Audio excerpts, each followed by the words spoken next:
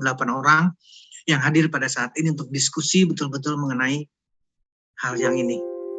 Mas Pras, Pak Taufik, Pak Julius, teman-teman sekalian, saya mohon maaf kalau saya terlalu keras berbicara, tapi inilah yang ingin saya transferkan. Demikian yang bisa saya sampaikan, forum saya kembalikan kepada Mas Pras yang luar biasa. Boleh di-host untuk Mas Prasnya, karena luar biasa. Oke, terima kasih Pak Dokter. Luar biasa materi malam hari ini. Saya itu ada dua rasa, Dok. Begitu saya dengarkan dokter tadi, ada dua rasa, Dok. Satu rasa senang karena dokter telah membagikan ilmunya yang sangat luar biasa, ya kan? Tapi yang kedua ada rasa senangnya, Dok. Kenapa? Jadi takut ini dokter nakut-nakutin saya ini katanya gitu.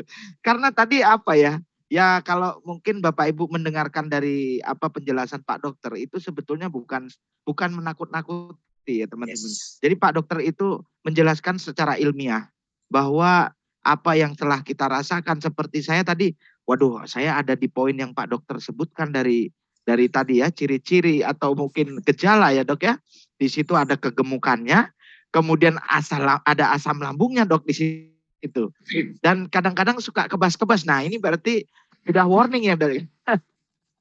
Jadi pesan dokter tadi menyampaikan bahwa yang sudah ada gejala-gejala ini artinya jangan diremehkan. Mungkin teman-teman yang masih ingin mencintai keluarganya atau mencintai dengan kesehariannya ya. Mungkin masih ingin punya umur panjang ya kita lebih baik mencegah ya. Begitu ya dokter. Dan Betul. dokter menyampaikan bahwa ternyata sehat itu murah. Jadi berapa kali nih setelah saya menyimak Pak Dokter ini memberikan ilmu ya Bapak Ibu. Ini berapa minggu ini dokter selalu bilang, ingat teman-teman bahwa sehat itu murah. Jangan bilang bahwa sehat itu mahal katanya. Murah bagi yang mau melakukan antisipasi atau melakukan pencegahan. Tapi kalau sudah terlanjur ya. Karena ya. kalau sehat itu mahal, sehat itu nggak ada diskonnya, sehat itu nggak ada potongan harganya, nggak ada yang beli Mas. Oh iya betul juga dok. betul. Oke, ya baik Pak Dokter, terima kasih sekali ilmunya ya. Tapi di sini kita sudah ada beberapa pertanyaan yang mungkin kita akan bacakan satu persatu Dok.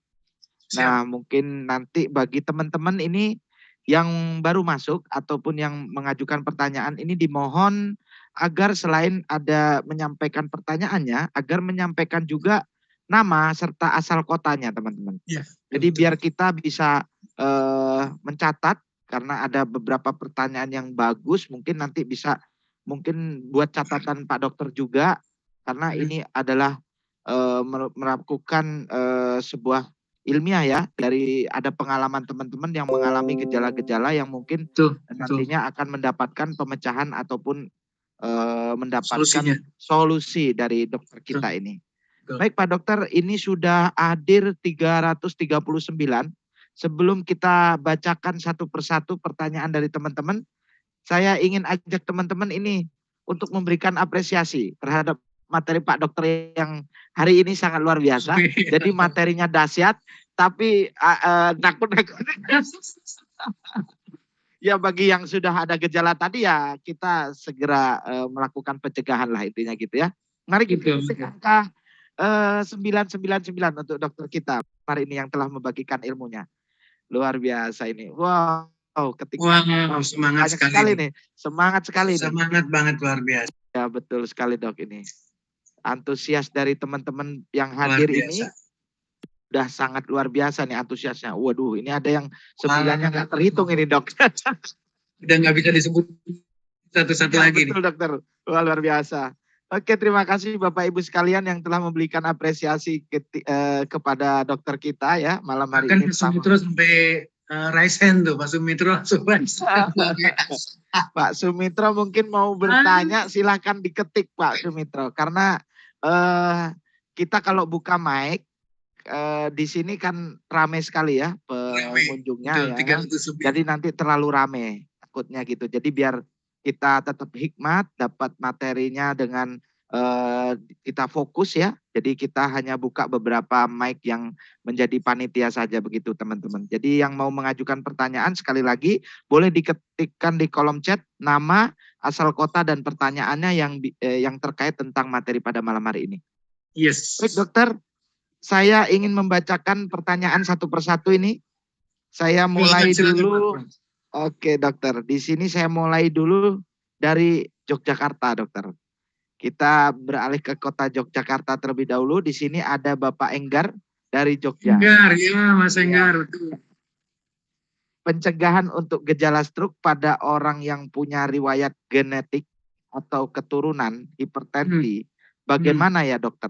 Apakah kait gen ini memang masih bisa dicegah begitu? Mungkin pertanyaannya seperti itu dokter. Ya. Nah itu. Silakan dokter. Saya langsung jawab ya. Saya langsung jawab. Baik, jadi dokter, gini Bapak Ibu teman-teman sekalian. Genetik itu diperoleh, sekali lagi, genetik itu diperoleh, kita tidak bisa nolak. Genetik itu ketika kita dilahirkan laki-laki, ya kita tidak bisa tolak. Ketika kita dilahirkan sebagai wanita, kita tidak bisa tolak. Jadi genetik tidak mungkin kita bisa tolak. Kita nggak mungkin menyalahkan bapak kita, kakek kita, di atasnya lagi, nggak mungkin. Ketika memberikan genetik atau faktor keturunan hipertensi. Setuju ya? Tapi ketika kita lahirkan kita tidak hipertensi. Ya. Ketika kita masih anak-anak nih, masih tidak punya pikiran aneh-aneh, kita masih bermain 5 tahun, 10 tahun, 12 tahun, kita tidak hipertensi loh. Bisa diterima ya? Walaupun genetiknya hipertensi nih ceritanya Mas Enggar. Nah, yang jadi persoalan sekarang kalimatnya adalah genetik itu tidak serta-merta hanya faktor keturunan. Tapi meja makan dari kakek buyut kita itu sama isinya. Jadi yang diturunkan juga adalah pola makannya. Ketika ayah kita, ketika ibu kita makan yang sama dengan kita, maka selain faktor genetik juga makanan. Saya pernah memberikan isyarat sama siapapun atau saya akan selalu mempromosikan karena ini bukunya tidak dijual sebetulnya. The China Study. Rahasia Sehat Orang Cina, tulisan Colin Campbell, Thomas Campbell. Kalimatnya bagus banget di sana.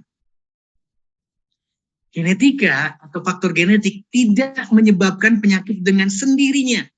Jadi tidak mungkin faktor genetik terus tiba-tiba kita jadi hipertensi, tidak mungkin. Tapi kalimat keduanya, nutrisi memegang peranan. Jadi makanan apa yang kita makan, maka itulah yang akan menjadikan kita hipertensi. Jadi kalau saya sekarang menjadi kalimat Mas Enggar, Bapak Ibu sekalian, teman-teman sekalian, ketika kita punya faktor keturunan, saya sekarang, saya punya papi diabetes, itu dari sisi laki-laki. Ternyata ibu saya tidak diabetes, ibu saya cancer. Tapi oma saya dari ibu itu ada diabetes. Maka sudah diabetes, sudah cancer, sudah pasti ada hipertensinya juga. Itu adalah jendela kita. Ingat ya, jendela kita. Saya tidak mau kena kanker, saya tidak mau hipertensi, saya tidak mau dengan diabetesnya. Jadi artinya kalau pernah dengar dong, saya tidak menyebutkan, pernah dengar dong kalimatnya, manisnya hidup kita yang tentukan. Jadi buat teman-teman yang sudah ada faktor hipertensi dan seterusnya, tolong itu adalah jadi jendela. Kalau itu ada catatan, itu adalah catatan penting kita. Segera rubah, jangan sampai kita kena hipertensi, jangan sampai kita mendekati. Sekali lagi, genetik tidak bisa kita hindari. Seluruhnya Pak, seluruh kondisi, bukan cuma kita bicara stroke, bicara hipertensi. Kenapa? Karena statistik menunjukkan seperti itu. Statistik menunjukkan sudah seperti itu. Ketika ayahnya dan lain sebagainya, Mendel, hukum biologi dan lain sebagainya, itu pasti akan ikut.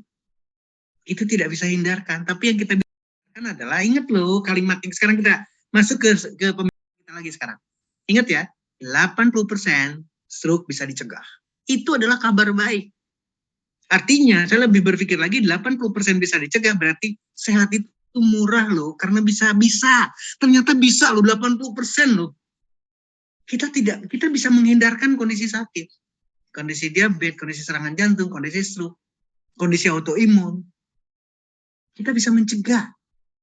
Apalagi statistik sudah menunjukkan, angka sudah menunjukkan, meskipun itu adalah dari Stroke atau American Stroke Association, atau mungkin juga sama, American Heart Association, hal yang sama.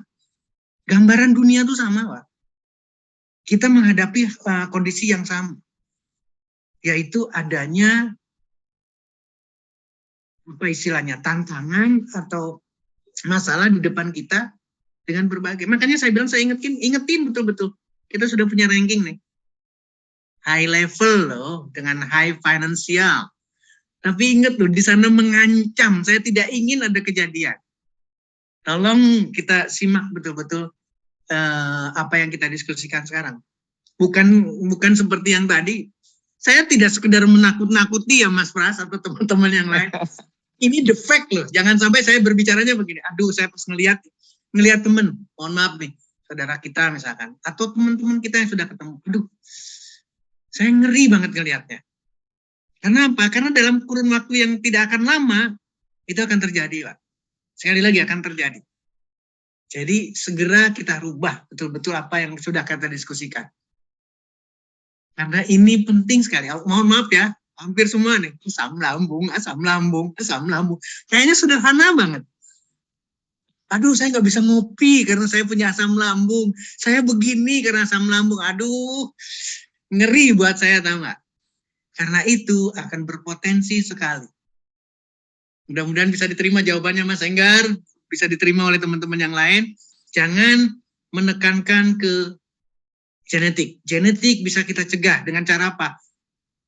Dengan menjadikan genetik itu sebagai jendela. Kalau kita punya kaca atau mirrornya seperti itu, maka kita harus merubah. Olahraga kita harus lebih banyak. Itu untuk mencegah terjadinya apa yang kita tidak harapkan, hipertensi dan stroke. Demikian Mas Enggar, demikian Mas Pras. Kami kembalikan kepada forum. Siap, baik. Terima kasih dokter. Sangat menjawab ya pertanyaan dari Mas Enggar. Jadi diulas kembali tadi sama dokter. Jadi intinya jangan asam lambung, meremehkan lah intinya itu ya. Meremehkan dari beberapa gejala yang tadi dokter sampaikan ya. Ada beberapa gejala tadi, termasuk kebas-kebas atau apa. Saya kenapa kok dikit-dikit duduk kebas-kebas. Oh, saya belum bisa ngopi karena asam lambung gitu ya. Itu adalah merupakan hati-hati gitu. Oke dokter, terima kasih jawabannya. Ini selanjutnya saya akan bacakan pertanyaan dari Bandung. Dari Jogja kita lari ke Bandung, dok. Di sini ada Ibu Yanti Bandung. Dokter, saudara saya kena gangguan di kaki. Diagnosa dokter pertama, katanya dari tulang belakang yang bengkok ya, di tulang belakangnya ada yang bengkok. Kemudian diagnosa dokter yang lain atau dokter yang keduanya, katanya peroneal neuropati. Nah, gangguan saraf di lutut. Nah, kalau dipakai berdiri dan jalan, jadi sakit betis dan telapak kakinya. Sebetulnya yang betul itu sakit apa sih dok? Saya jadi bingung bagaimana cara pengobatannya. Begitu. Apakah Kalau ini betul, juga ini silakan. Termasuk daripada gejala, deh? Dan termasuk dari gejala yang tadi dokter sampaikan. Baik, sebetulnya jadi kita harus mengingat lagi kembali bahwa susunan saraf kita itu susunan saraf pusat. Kita bicaranya pusat itu tidak hanya di kepala kita.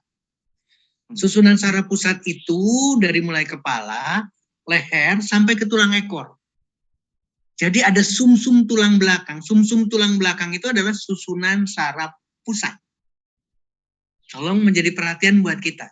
Jadi ketika terjadi, tadi sudah diceritakan Bu siapa? Yanti ya. Dari Bu Yanti menyampaikan adanya tulang belakang yang entah itu skoliosis, entah itu saraf terjepit dan lain sebagainya. Itu ingat melibatkan susunan saraf pusat. Hanya lebih ke perifer. Makanya si dokter ada yang menduga ini adalah perineal atau perifer. Lebih ke tidak kepalanya, tapi lebih ke kakinya. Persoalannya adalah yang sering kita sebutkan sebagai saraf terjepit, saraf bermasalah tidak di pusat, tidak di kepala, tapi sudah di luar tubuh susunan saraf pusat. Nah, ketika itu terjadi, maka yang terbaik, sekali lagi, yang terbaik adalah harus diperbaiki posisinya. Jangan sampai mengalami gangguan si susunan saraf itu. sehingga betisnya mengalami semua tuh, bukan cuma sakit doang si betis. Si betis akan ngerasa lemah, si betis akan kesemutan, si betis akan kebas, karena itu adalah fungsi daripada saraf. Tapi itu lebih ke arah perifer, tidak stroke. Atau balik lagi yang saya mengingatkan sama Pak Sahrul Jumadi, Pak Saju, Palembang, kelumpuhan itu atau kelemahan satu otot itu bukan berarti bukan langsung berbicaranya di stroke. Tapi kalau stroke, automatically pasti kelumpuhan itu terjadi, kelemahan otot itu ada. Nah, sekarang kita berbicaranya di luar susunan saraf pusat, di perifer pun, di tepi pun, itu akan terjadi kelemahan otot. Nah, sekarang bagaimana solusinya? Balik lagi sekarang. Kenapa sampai terjadi bengkok di tulang belakangnya? Lihat lagi berat badannya berapa. Balik lagi kondisinya ke sana. Ya, mengkondisikan karena ada asam lambung atau tidak.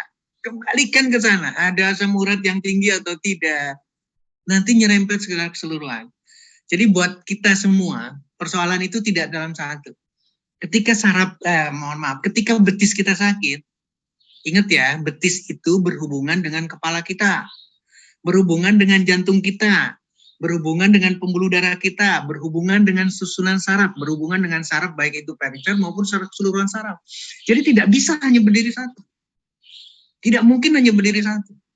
Nah, balik lagi, kalau sudah ada gejala seperti itu, mohon maaf sekali lagi, Bu Yanti, tolong sampaikan ke kliennya, ingat, segera lakukan yang kita sampaikan. Kalau memang posisi tulang belakangnya harus dilakukan satu reposisi, atau paling tidak peregangan stressingnya, lakukan dengan fisioterapi, tapi kemudian segera rubah pola makan. Segera aplikasikan transdermal delivery system, karena pasti akan mendapatkan hasil yang jauh lebih optimal. Mudah-mudahan menjawab untuk Bandung. Terima kasih Mas Pras, terima kasih Bu Yanti atas pertanyaannya. Baik, terima kasih dokter. Oke, pertanyaannya ini sudah semakin banyak ini dok. Semakin malam justru semakin panas ini. Amin. Ini saya coba rangkum saja dok, karena ini pertanyaannya bagus-bagus nih dok. Sangat menarik dan sangat berkaitan sekali dengan materi kita malam hari ini. Jadi ini saya rangkum saja, dua-duanya masih Bandung juga ini. Ada Amin. Ibu Enda dari Bandung dan Ibu Diana juga dari Bandung. Oke. Nah ini pertanyaannya terkait, mungkin ini lebih ke ilmiah ya dokter, terkait materi. Seberapa berpengaruhnya psikologis pikiran kita bahwa kita itu sehat atau kita itu dalam bahaya terancam stroke misalnya. Karena kadang kan keyakinan pikiran kita, kekuatan pikiran kita dapat mempengaruhi tingkat kesehatan. Nah itu pertanyaannya dari Ibu Enda Bandung. Kemudian yang kedua masih berkaitan juga, Ibu Diana Bandung juga izin bertanya dokter, adakah kaitannya Bell's palsy dengan tensi tinggi? Ya, Bell's palsy dengan tensi tinggi. Terima kasih. Mohon di penjelasannya dokter. Silakan. Baik. Apa yang harus saya sampaikan ya? Tadi kita tidak menyinggung ke arah psikis atau kejiwaan atau yang berhubungan dengan pola pikir kita, yang berhubungan dengan, mohon maaf, nanti juga bersentuhan dengan spiritual, nilai-nilai spiritual kita. Jawaban yang harus singkat harus sampaikan 100%. Ketika kita punya pola pikir yang negatif, ketika kita tidak bisa memanage stres kita, ketika kita kegalauan, makanya saya kenapa diperlukan selalu melatonin, omevia. Kenapa selalu diperlukan adanya hormonal? Karena berhubungan dengan ansietas, berhubungan dengan bagaimana kita membantu memanage stres kita, membantu memanage psikis kita. Pola pikir yang negatif, pola pikir yang selalu dengan kegelisahan, pola pikir yang selalu dengan keluhan, maka 100% seluruh kondisi fisiknya, diabetesnya, hipertensinya, asam uratnya, dan seterusnya, gangguan fungsi dari seluruh organ, itu akan pasti menyertai kondisi tersebut. Jadi sangat-sangat berpengaruh sekali. Jadi kalau tadi kita rangkum lagi ke solusinya, maka perbaiki pola pikir kita, perbaiki psikis kita, perbaiki atau tingkatkan bagaimana manajemen terhadap stres kita. Itu 100%. Harus berhubungan dengan sana. Jadi holistiknya akan kita capai. Itu Ibu Endang. Betul ya, yang pertama. Nah, yang kedua Ya, dengan betul, Ibu Enda. Bell palsy. Bell palsy itu suatu kelainan yang hanya mengenai beberapa saraf kranial, khususnya adalah saraf nomor 7. Jadi berbeda dengan stroke. Kalaupun stroke itu adalah stroke hanya berbicara di nervus terbatas. Entah itu 3, 5, 6, 7 muka kita. Separuh muka kita tidak dua, karena selalu susunan saraf pusat kita itu mengeluarkan dua, kanan kiri kanan kiri. Demikian juga dengan nervus 7, nervus 3, nervus 5, nervus 6 di muka kita, itu Bell palsy. Pertanyaan apakah berhubungan dengan hipertensi? Seluruhnya, saya lupa nama penanyanya, seluruhnya pasti akan berhubungan dengan kondisi. Hanya saja, tolong menjadi catatan, itu berbeda dengan stroke secara utuh susunan susunan saraf pusat yang sesungguhnya. Karena itu sudah keluar dari kepala. Sarafnya disebut sebagai saraf kranialis, saraf otak. Nervus 7, 3, 6, 5 itu menyertai. Ini adalah nervus 8 kita. Mata kita nervus 1. Optikus, kemudian hidung juga sama. Itu pasti akan terkena. Berhubungan atau tidak Bell palsy. Orang dengan hipertensi, kemudian mohon maaf sekali lagi mohon maaf, bisa tiba-tiba saja Bell palsy. Tapi sangat berbeda dengan stroke. Bell palsy, saya masih punya apa istilahnya? Punya semangat mudah sekali menyelesaikan Bell palsy dibandingkan dengan stroke yang sesungguhnya. Karena stroke sudah langsung ke otaknya, sudah langsung ke susunan saraf pusat, tidak ke nervus kranialisnya. Jadi lebih sederhana. Tapi hipertensi itu pasti akan menyertai. Hipertensi akan mempermudah semua orang terkena. Apalagi susunan saraf pusat. Ketulian, gangguan penglihatan, hampir seluruhnya berhubungan dengan hipertensi. Kenapa demikian? Karena pembuluh darah. Tekanan yang tinggi akan mempengaruhi, akan memberikan suatu adaptasi yang pada akhirnya adalah bukan bagus. Tubuh kita pintar, ketika ada hipertensi, dia akan mengkompensasikan hipertensinya. Dia akan berusaha mempertahankan majikannya. Tapi ketika lolos, ketika tidak mampu lagi, maka gagal jantung, maka gagal ginjal, maka stroke, maka serangan jantung, maka gagal seluruh sistem yang ada dalam tubuh kita. Mudah-mudahan bisa menjawab untuk dua pertanyaan, baik yang tadi, kelainan pada kaki, pada betis, itu juga tanda-tanda untuk stroke lagi, tanda-tanda untuk lebih mengancam lagi. Demikian Mas Pras, demikian teman kita di Bandung. Terima kasih atas pertanyaannya. Baik, dokter. Masih kurang lebih ini ada kurang lebih 12 menit lagi, Dok. Siap. Bicaranya, tapi pertanyaannya sih ini sudah mencapai, wow, ini ada sekitar 32 penanya ini, Dok. Pastilah, karena yang hadir aja 346, bayangkan. Betul, Dok. Ini saya coba pilah-pilah pertanyaannya ya. Ini saya akan coba bantu sampaikan ke dokter untuk saudara kita, sahabat kita dari Tangerang ini, Dok. Beliau ini sudah mengalami stroke, Dok, dari tahun 2020. Nah, ini coba kita bantu untuk sampaikan ke dokter. Beliau bernama Pak Arif Rudianto dari Tangerang, sudah mengalami stroke dari tahun 2020. Saat ini sedang rutin minum obat medis, Dok. Nah, apakah aman saya menggunakan produk One More, dan apakah kalau saya menggunakan produk One More, obat medis saya di stop?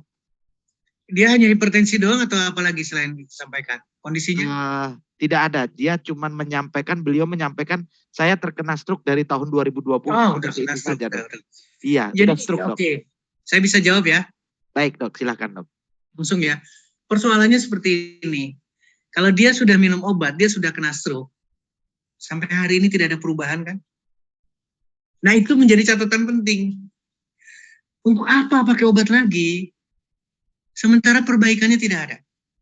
Sekali lagi, bulan depan dia akan memperoleh obat yang sama. Bulan depan akan memperoleh lagi obat-obatan yang sama lagi.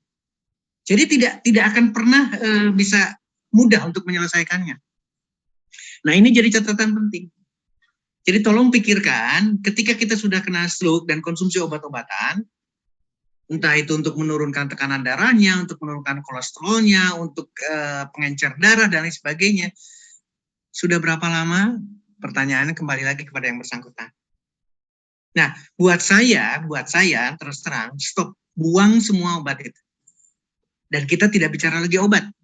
Kita bicaranya adalah transdermal delivery system yang isinya adalah ginseng loh. Ginseng tidak mungkin disebut sebagai obat. Tolong pikirkan baik-baik. Ya, guarana, Garcinia cambogia, buah. Jangan sebutkan sebagai obat. Kita menyebut dari mana sekarang? Kalau kita sudah berbicara jahe, bicara green tea, apakah kita akan menyebut obat lagi? No. Kita harus ngambil bahwa seluruh komponen yang ada dari jajaran produk yang ada di One More International adalah bukan obat. Diolah sedemikian rupa, di-delivery secara transdermal, memberikan manfaat. Manfaat bagi orang. Aduh, saya bangga banget. Karena tadi berbicaranya masih pencegahan-pencegahan, sekarang sudah ada yang kena stroke. Ayo kita doakan, ini berapa orang sekarang yang sudah terlibat, ini luar biasa karena saya tidak bisa melihat secara langsung nih, tapi saya akan menyinggung nanti beberapanya. Karena di sini sudah melibatkan 346 orang, ayo kita berdoa sama-sama. Bagi yang sudah terkena stroke, lepaskan obat total, rubah pola makannya harus berkonsentrasi tidak mengandung kolesterol. Makanannya, ini sama deh, pertanyaan Bu Enda menyinggung lagi nih, makanan. Bu Enda menyebut makanan sehat. Nah, makanan terbaik buat kita adalah buah-buahan, sayuran, umbi-umbian, kacang-kacangan, biji-bijian yang kita suka. Ketika itu dirubah, Bapak yang sudah kena stroke atau siapapun yang ingin tidak kena stroke, maka kita memperoleh satu aktivitas pertama dengan merubah makanan kita. Ketika psikologis kita berbicara, makan apa, pokoknya kita sehat. Hasilnya apa, Bu Enda? Tolong simak baik-baik. Jadi ketika pikiran kita positif ke makanan, tapi balik lagi yang dikonsumsinya. Jadi pikirannya sudah bagus, pola pikirnya sudah bagus. Saya harus sehat. Bangun tidur, saya sehat. Iya. Tapi kalau ada kejelekan yang masuk, maka akan balap dua nih, Bu Enda. Tolong perhatikan. Ketika psikologi kita diperbaiki, tapi makanannya jelek, mohon maaf. Yang terjadi apa? Geringgingan, kebas-kebasan, asam lambung. Besoknya berhadapan lagi dengan stroke. Besoknya berhadapan lagi dengan sakit betis yang tadi diceritakan sama teman kita di Bandung. Nah, ini harus kita perhatikan baik-baik. Jadi mudah-mudahan akan bisa mewakili bagi orang yang kena stroke, 100% pola makan harus dirubah. Kalau tidak, mohon maaf sekali lagi, berarti kita tidak diskusi malam ini, kita tidak silaturahmi malam ini. Dan One More International sudah menyediakan nutrisi yang terbaik. Sama, sudah menyediakan PNG-nya, sudah menyediakan melatonin plus-nya, sudah menyediakan omevia, sudah menyediakan slim style-nya, sudah menyediakan vitaminnya dalam bentuk B12 plus dan dekamin, sudah menyediakan ladies night untuk wanita, sudah menyediakan gentleman night untuk laki-laki. Jadi mudah-mudahan ini menjadi wacana yang harus kita betul-betul menjadi renungan buat kita. Demikian Mas Pras. Saya kembalikan kepada Mas Pras untuk beberapa menit terakhir. Terima kasih. Oke. Sisa 7 menit lagi nih teman-teman ya. Jadi nanti buat teman-teman, Bapak Ibu, teman-teman sekalian yang hadir, ini pertanyaan makin lama nambah lagi. Ini saya coba pilah gini, Dok. Karena ini memang banyak juga yang bertanya tidak terkait dengan materi. Justru menanyakan tempelannya di mana yang tepat. Iya. Terus langsung ke upline ya, boleh di iya betul Dok. Jadi ini masih banyak yang nanya-nanya ini nempelnya di mana, terus ya itu jadi mungkin kita tidak perlu sampaikan ya, karena memang ini banyak sekali yang bertanya hal demikian, jadi mungkin nanti tanya kepada yang mengundang Bapak Ibu sekalian atau upline-nya. Oke. Di sini ada beberapa pertanyaan yang saya akan rangkum, Dok. Ini terkait mengenai gejala.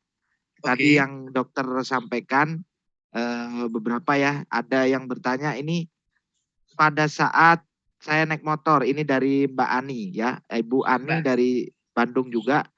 Ibu Ani dari Bandung. Dia sering naik motor. Setelah naik motor tangannya kebas-kebas. Apakah ada kaitan dengan gejala stroke? Kemudian ada juga dari Ibu Alvida, Jakarta. Ini jika ada yang menyatakan keluhan tiba-tiba sering sakit di bagian dada dan seperti sesak ya secara mendadak, apakah itu juga tergolong penyakit berat yang disebut tadi adalah gejala stroke? Oke. Nah, kemudian yang berikutnya Ibu Astuti, ini saya rangkum saja dok ya, digabungkan karena mengenai gejala-gejala semua ini soalnya. Siap. Iya, Ibu Astuti, Puji Astuti Sleman. Ini suami saya sudah 3 hari cekukan dan tidak hilang-hilang. Apakah ini juga ada hubungan dengan gejala yang disampaikan oleh dokter? Stroke misalnya. Gejala stroke. Siap. Baik, ini ada 4 berarti ya dok, 4 pertanyaan. Yang satunya tangannya kesemutan, kemudian yang cekukan, kemudian tiba-tiba sakit bagian dada. Ya, ya betul. Silakan dokter, mohon dijawab dokter. Baik, jadi Bapak Ibu sekalian, teman-teman sekalian, Mas Pras terima kasih. Terima kasih juga yang sudah bertanya, ini luar biasa karena mengingatkan kita semua. Jadi gejala-gejala tadi memang bukan gejala stroke, bukan gejala yang langsung ke stroke. Tapi itu adalah gejala yang harus menjadi kacamata kita, harus menjadi kaca kita. Bahwa kebas-kebas, kesemutan, itu sudah menunjukkan adanya kelainan pada pembuluh darah kita, kelainan pada saraf kita. Apalagi tadi penanya kedua sudah mulai ada nyesek, sudah mulai ada sakit di dada. Memang bukan pembuluh darah di otak yang berteriak, pembuluh darah yang ada di jantung kita. Kemungkinan serangan jantungnya lebih dahulu dibandingkan dengan serangan stroke-nya. Tapi itu menyertai semua, akan sama halnya. Demikian juga ketika bicara cegukan, mohon maaf sekali lagi, ketika cegukan saya sudah menyinggung asam lambung. Kapan sih cegukan orang itu terjadi? Ketika selesai makan. Kapan sih cegukan itu terjadi? Ketika baru minum loh. Baru minum sedikit saja sudah cegukan. Atau baru makan sedikit saja dia udah cegukan. Artinya apa? Ada satu kelainan, ada satu gangguan kronis yang terus-terusan dalam lambungnya, dalam saluran pencernaannya. Jadi cegukan atau sendawa, jangankan cegukan, sendawa lah. Itu pun hal yang sama, memberikan suatu gambaran yang harusnya tidak terjadi. Refleks itu adalah isyarat, refleks itu adalah alarm buat kita. Nah, sekarang tolong ditinjau lagi. Jadi jangan menyederhanakan segukan, jangan menyederhanakan gejala-gejala tadi turun dari motor atau turun dari kendaraan. Nggak usah susah-susah lah. Siapa yang turun dari mobil, duduk nih, kita duduk manis tidak nyetir nih ya. Duduk di mobil, tiba-tiba turun terus terasa ada kesemutan. Tolong segera aplikasikan, segera lakukan action setelah kita diskusi malam ini. Karena bukan pantat yang bermasalah, bukan kaki, bukan titik di sana yang bermasalah. Tapi yang bermasalah adalah fatal. Ingat kalimatnya adalah the silent killer. Artinya kita berhadapan dengan serangan stroke, kita berhadapan dengan serangan jantung. Yang golden periodnya itu sangat pendek sekali. Sekali lagi, seluruhnya mengarah ke sana. Mas Pras, Bapak, Ibu sekalian, teman-teman, kita tidak bisa lepas dari sana. Mudah-mudahan ini adalah satu yang bisa menjadi membangun kita, keluarga One More Internasional, tidak boleh ada yang kena stroke. Amin semuanya ya, ini sudah berapa? 300 sekian lah.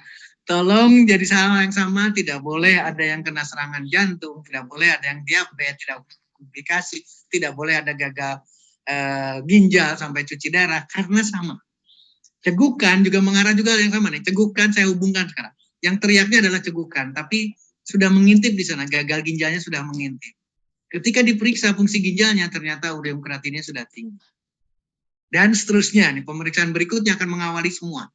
Karena walaupun bagaimana, gejala yang sederhana itu adalah alarm, protes yang dilakukan oleh tubuh seseorang dan itu tidak pernah direspon dengan baik.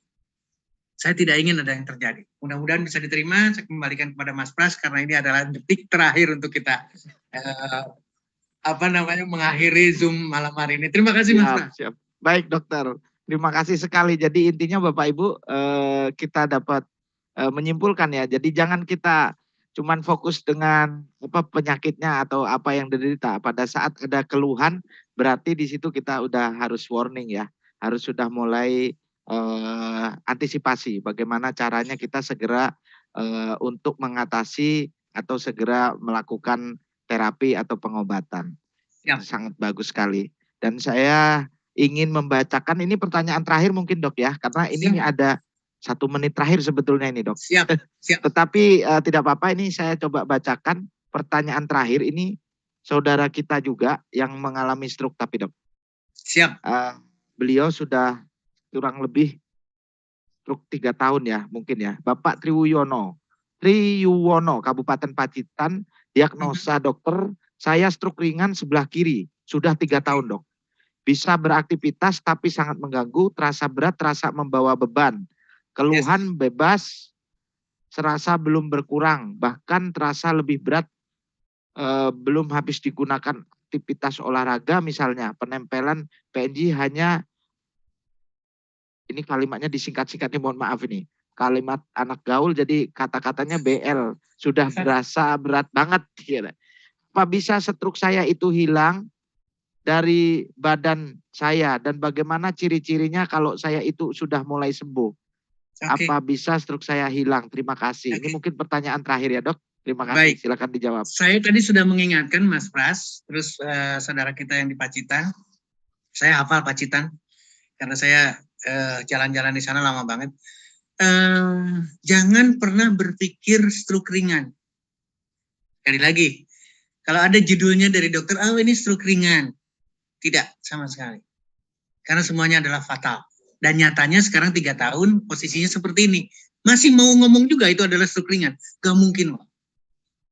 Sekali lagi. Ya. Nah, bagaimana yang harus dilakukan? Kembalikan ke posisi pembicaraan kita sekarang. Jadi Bapak harus stop total semua makanan yang mengandung kolesterol. Ya. Kedua, walaupun berat melangkahkan kaki, walaupun berat melakukan aktivitas, tolong beri kesempatan badan untuk melawan. Jadi beri beban. Kaki diberi beban, tangan diberi beban. Untuk latihan dengan beban semampu dari awal. Contoh sekarang yang paling ringan. Masuk ke kolam renang, tariklah air di dalam renang, di dalam kolam itu. Berjalanlah di dalam kolam. Bukan berenang. Berjalan di dalam kolam, main airlah, karena air itu ada beban. Dia ada massa. Maka itu akan meningkatkan kemampuan tenaga. Ya. Kemudian yang utama kalau sudah berbicara PNG, tolong jangan hanya PNG. Yang saya minta adalah PNG plus melatonin plus omepia plus Trimstyle plus Dekamin plus B12 plus Gentleman Night. Baru bisa optimal, Pak. Jadi kalau cuma satu ya dapatnya seperti sekarang. Iya. Harus kombinasi, dan makanan terbaik, sekali lagi, makanan terbaik harus buah-buahan, sayuran, umbi-umbian, biji-bijian, kacang-kacang yang disukai oleh Bapak. Kalau masih nyontek, kalau masih berbohong, kalau masih mencuri, selain itu, silahkan nikmati stroke ringannya, nggak tahu sampai kapan. Tapi kalau mau berubah, karena kita sudah silaturahmi malam ini, segera rubah. Sekali lagi, ada beberapa yang saya chat, saya lihat, mohon maaf, ada pertanyaan yang sudah diposting 2 kali tapi tidak juga. Itu bukan berarti tidak terbaca oleh kita, tapi saking banyaknya, dan jangan khawatir karena kita masih ketemu juga, forum kita masih banyak, kesempatan kita banyak silaturahmi. Yakin akan terjawab karena sudah banyak pertanyaan yang sudah masuk ke saya juga, tapi mohon maaf karena kita keterbatasan waktu. Mungkin itu Mas Pras, Bapak Ibu sekalian, mohon maaf sekali lagi, saya harus undur diri, saya harus mengakhiri karena saya masih ada kegiatan malam ini. Terima kasih Mas Pras, saya kembalikan kepada Mas Pras. Baik, terima kasih dokter atas materi malam hari ini, luar biasa Bapak Ibu sekalian. Untuk itu mari kita berikan apresiasi kepada dokter kita yang telah membagikan ilmunya. Kita ketikkan angka 99 untuk Pak Dokter Setio. Luar biasa materinya, sangat mengajarkan kepada kita bagaimana kita agar selalu sehat, agar kita memberikan selalu melakukan aktivitas supaya kita pencegahan ya dok ya. Ini luar biasa, ini 99-nya. Wow, ini sangat banyak. Aktif semua. Iya betul dokter. Baik Bapak Ibu sekalian, karena waktu yang telah memisahkan kita ya, sebetulnya mungkin saya yakin Pak Dokter Setio juga masih ingin sekali menemani kita membagikan ilmunya, tetapi kita dibatasi oleh waktu. Jadi insya Allah nanti kita akan ketemu di kesempatan lain waktu ya. Insya Allah kita ketemu minggu Amin, depan. amin, amin. Kita doakan kepada Pak Dr. Raden Setio Budi Prayitno, semoga dokter sehat selalu, diberikan Amin, keberkahan, amin, amin. dan selalu membagikan ilmunya ya, selalu senantiasa setia membagikan ilmunya kepada kita sekalian. Amin, Bapak Ibu amin. sekalian, terima kasih. Mungkin ada yang mau disampaikan closing statement-nya, dokter?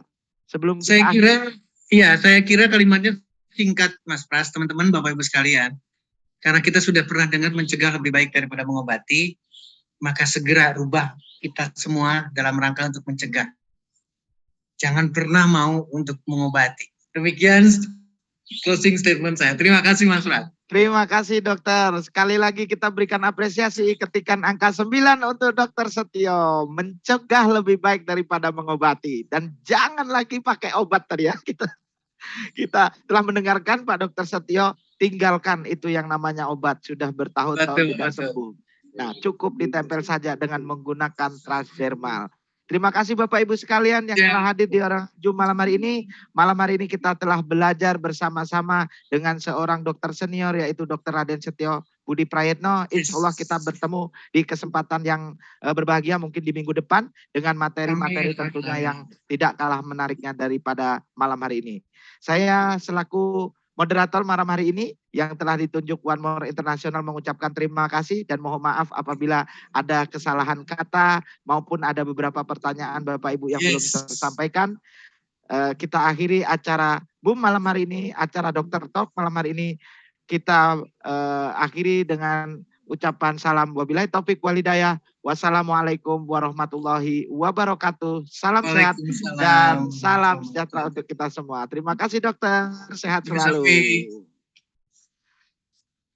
Gembira untuk teman-teman yang ada di Jakarta dan sekitarnya, Dr. Talk akan menjumpai Anda secara offline, itu hari Minggu tanggal 12 Juni. Nantikan beritanya lebih lanjut dan hubungin upline Anda.